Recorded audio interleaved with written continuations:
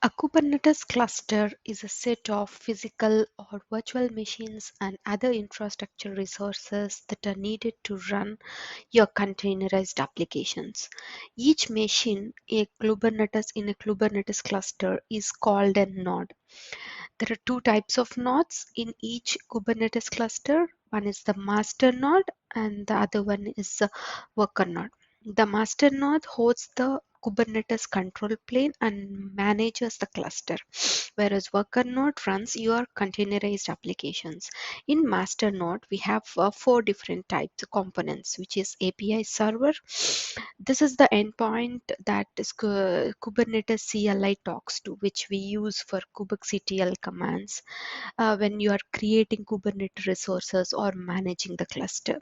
And next comes the scheduler component. It works together with the API server to schedule the applications or workloads onto the worker nodes. It also knows about the resources that are available on the nodes as well as the resources requested by the workloads.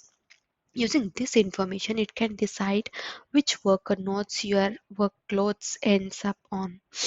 And here is the controller manager. It runs multiple controller processes. It watches the state of the cluster and try to reconcile the current state of the cluster with the desired state. So the controller includes a node controller, replication controller, endpoints controller, service account, and token controllers. So the controller can also have a cloud controller manager, which is also specific to the cloud provider and can manage resources outside of the cluster.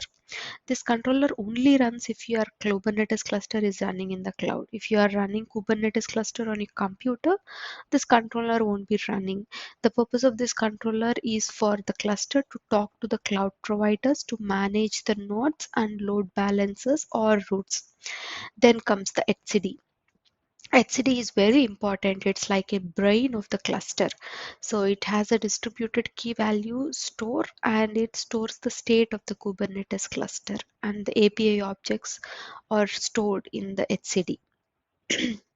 Now coming to the worker node, we have three components here: kubelet, kubeproxy, and container runtime. Node is the first one is kubelet. This service runs on each worker node and its job is to manage the container, and it makes sure that containers are running healthy and running. So it connects back to the controller plane. Kubelet talks to the API server and it is responsible for managing the resources on that particular node it's running on. When a new worker is added to the cluster, the kubelet introduces itself and provides the resources it has. Then it asks if any container needs to be run. You can think of kubelet as a worker node manager. Kubelet uses container runtime interface to talk to the container runtime. The container runtime is responsible for working with the containers. In addition to Docker, Kubernetes also supports other container runtimes such as Containerd and CRO or something like that.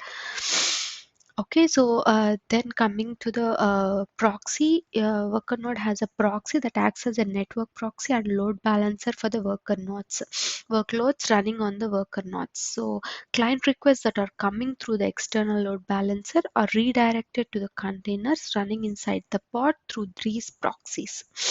This is all about Kubernetes architecture.